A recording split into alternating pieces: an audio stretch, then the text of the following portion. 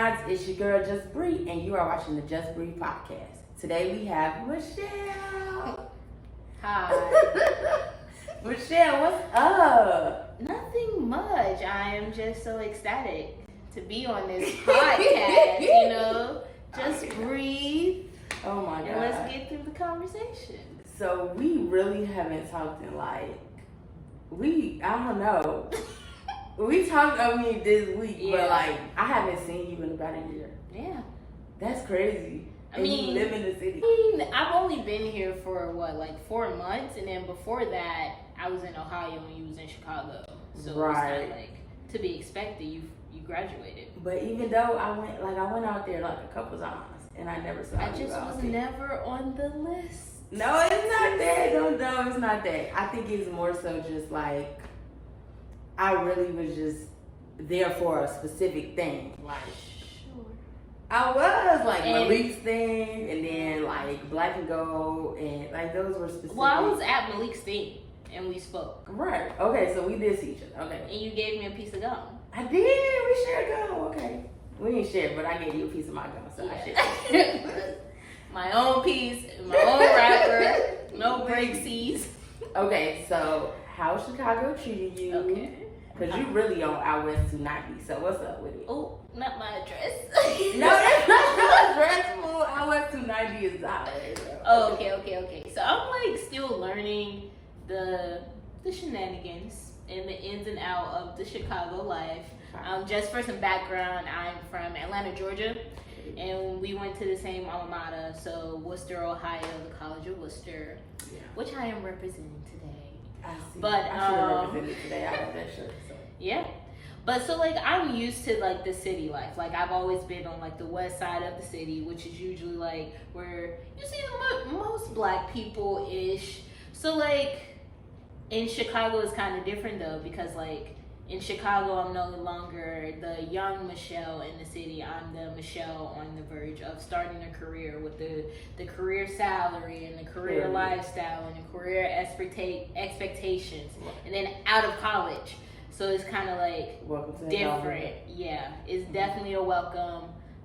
So I don't necessarily dislike Chicago. I feel I am still learning the ropes. The go-to places, I know all of them in Atlanta. I know I want American Deli as soon as I touch down. Right. I know the best way to get to the airport, shit like that. Okay. But in Chicago, I'm still GPS, help, GPS. And on fucking Yelp for comments about restaurants. I've yet to find a good Mexican place. So if any of your followers or subscribers know a good Mexican spot in Chicago, please let me know. I am all down, and I can get real dirty for a margarita and some fucking burrito tacos. I have yet. So yeah. I could tell you that you can get some good tacos on Pulaski and North Avenue. This taco spot. They don't have margaritas, but you can still get some good tacos and burrito tacos. So. And I can tell you that I'm at the stage where you would need to send me the address. I don't know what Pulaski and North Avenue. Yeah, no. Okay, right. Because it's a little ways though, so we'll have to figure that out. But I'll let you know. Maybe I'll take you one day. Oh, okay. Yeah, let's plan for that. And also another thing I've learned about Chicago is I hate you guys' traffic. Oh yeah. I hate it. I was just in traffic. I hate it. I don't hate many things. And I'm from Atlanta.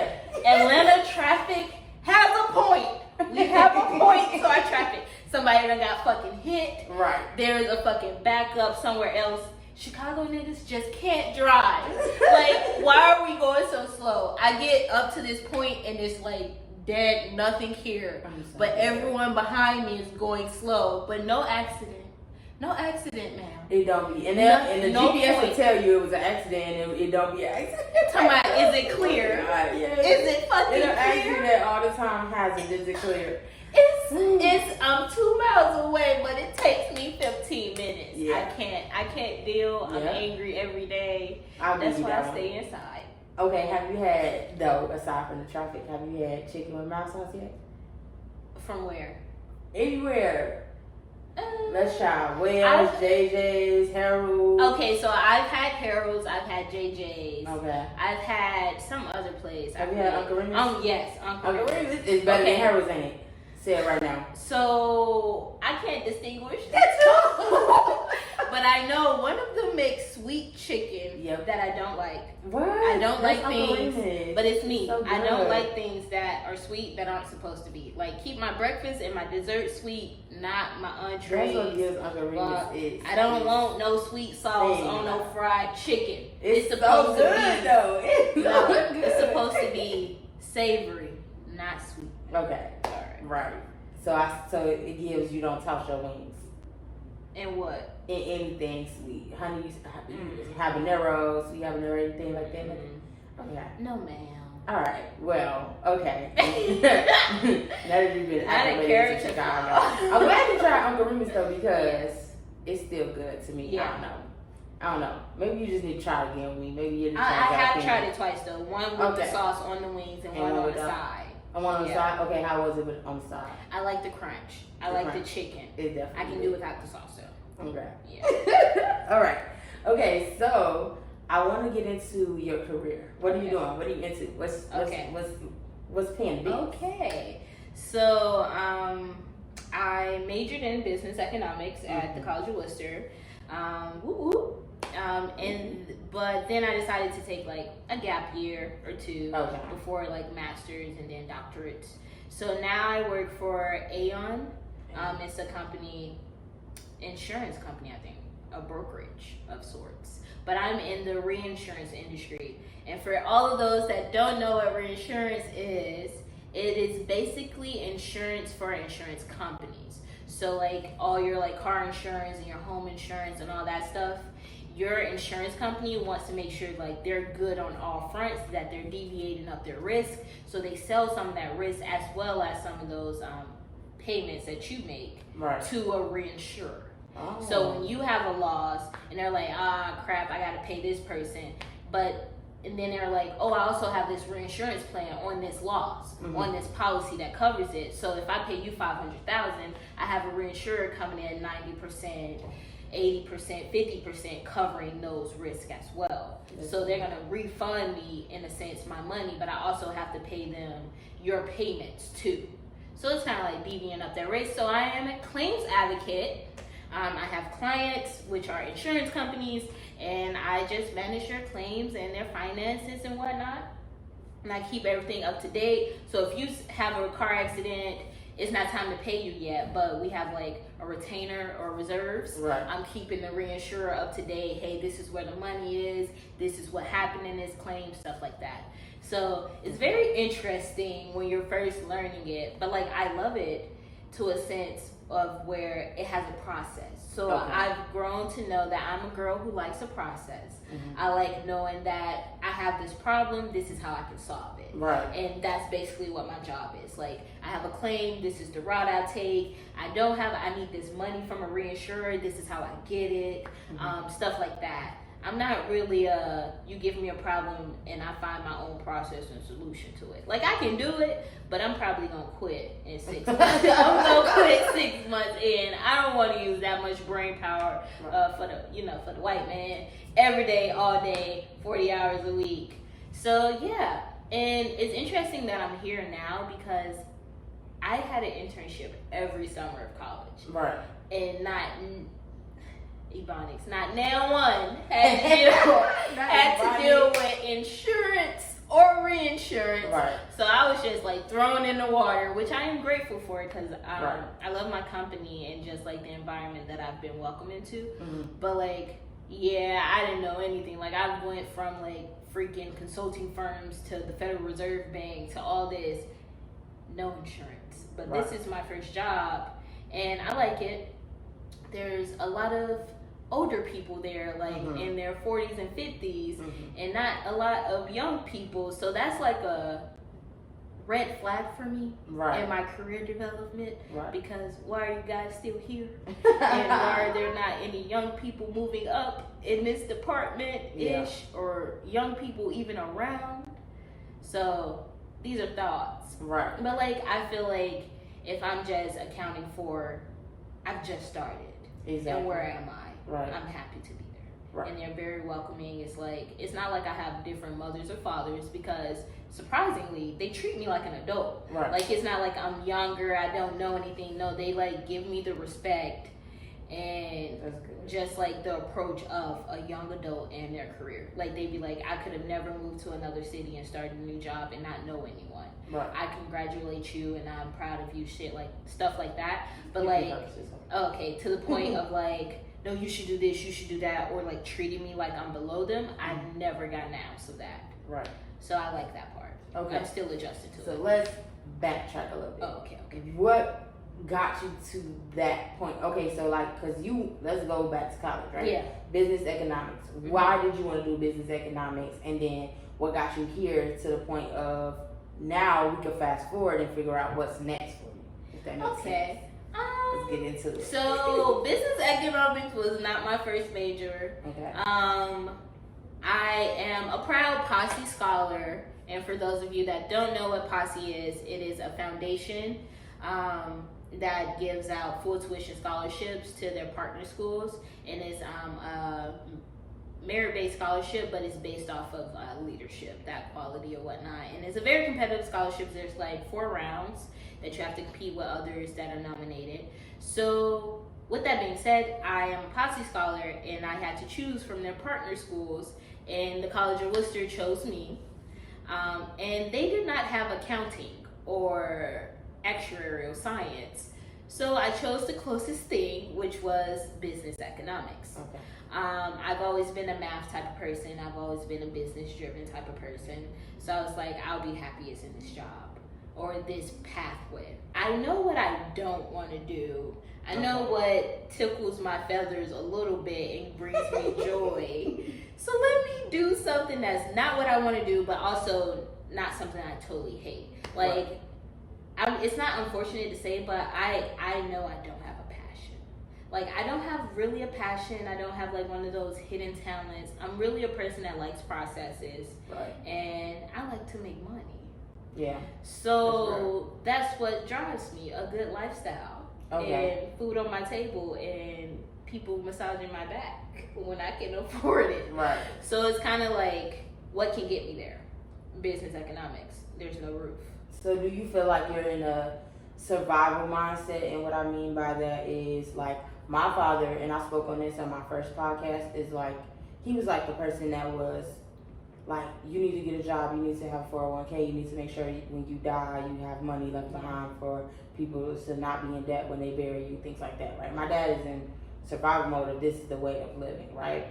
But I am one of those people who I'm like rebellious towards that, because I'm trying to find my passion and find what I want to do and figure it out. So I do have a passion. My passion is my voice. Mm-hmm. And that is broad, but at the same time, like, even if I'm not in front of the camera, I know I can do audio. Even if I'm not doing that, I could be behind the scenes directing somewhere or something, video editing, something like that. You know, those are my passions. Those are the things that I can do all day long and enjoy.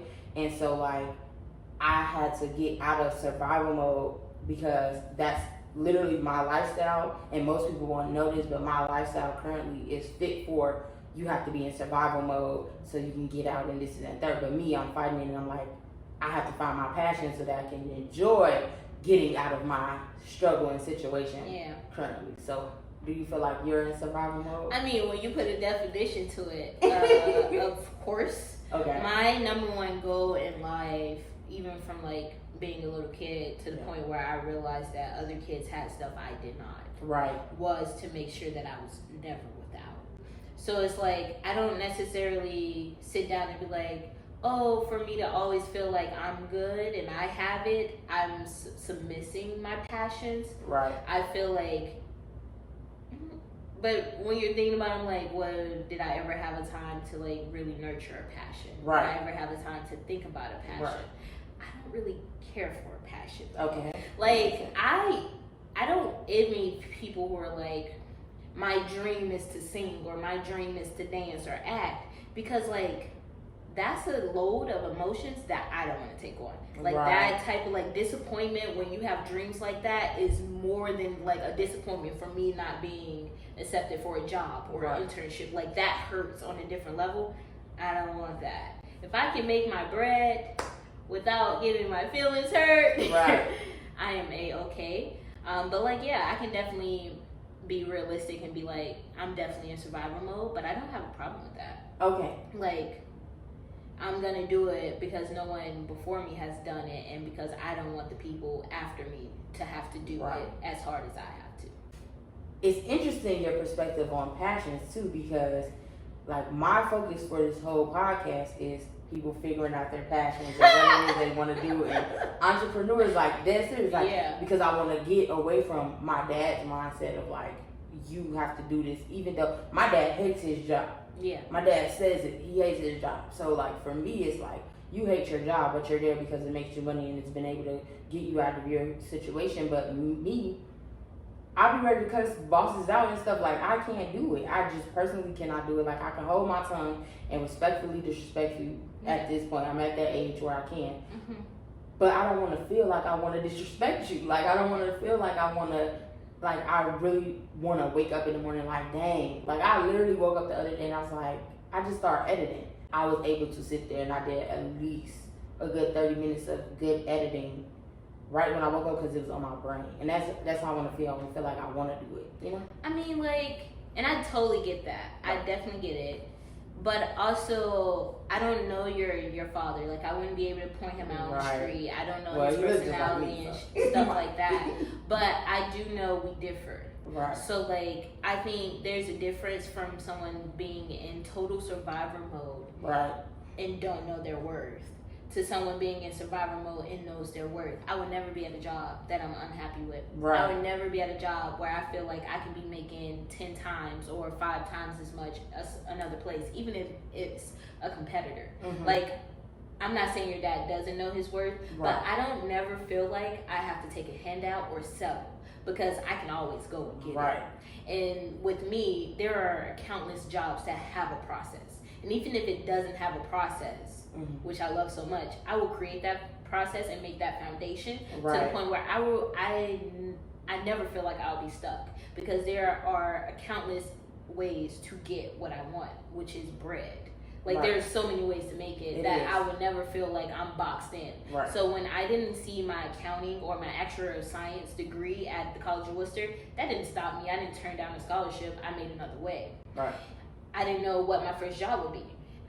It wasn't in any of the internships I held before, but it didn't stop me from turning down a job where I felt like I would be valued as a worker and gain experience.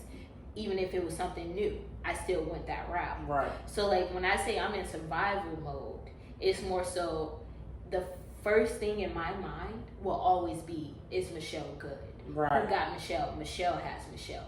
How much is in our bank account? Can we really afford this? I'm not someone to overindulge in stuff when my bills aren't paid. If I know that in the months go and I may be laid off, I don't have enough for my rent, my car, and everything else.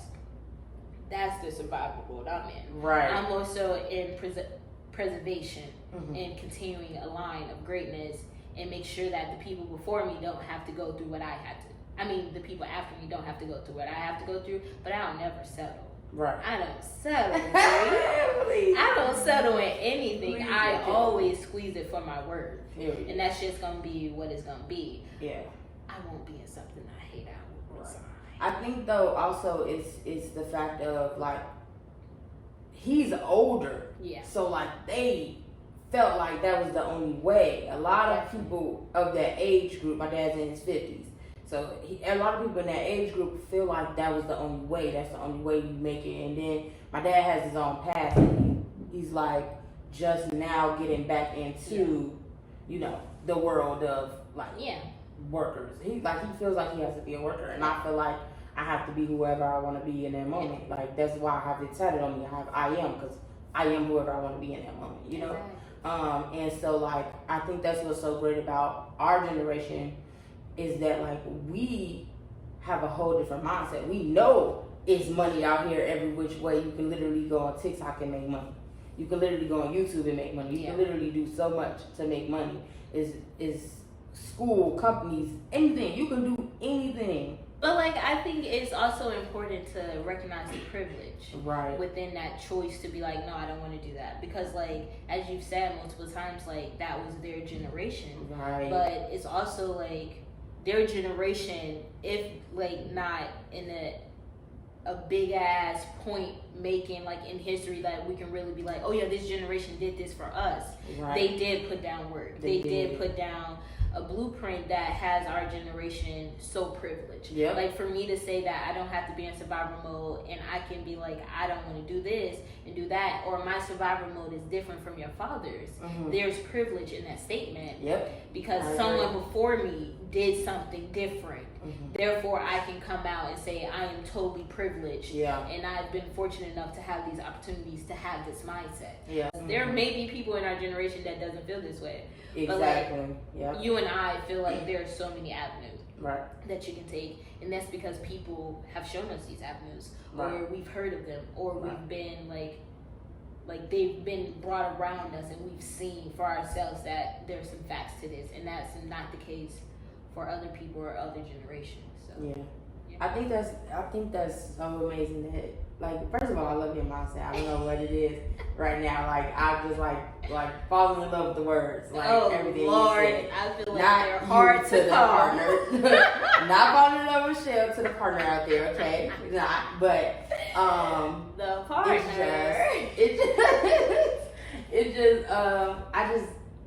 I love your understanding of everything I'm saying, and being able to, like, even with your own perspective, help me understand better of what I'm saying, because you understand what I'm trying to say and where I'm trying to go, and you also understand different perspectives of that, and like you just said, other people don't feel that way. Yeah. But if you are one of those people who feel like you need to find your passion, or you are in survival mode but you're okay with the job you have, I agree with that, and I believe that's true, because my cousin's doing it right now. She works at the post office, and she's content with where she's working, even if it seems like a survival mode job. You know what I'm saying? So, like, I love that. But since I brought up partner, let's talk about it.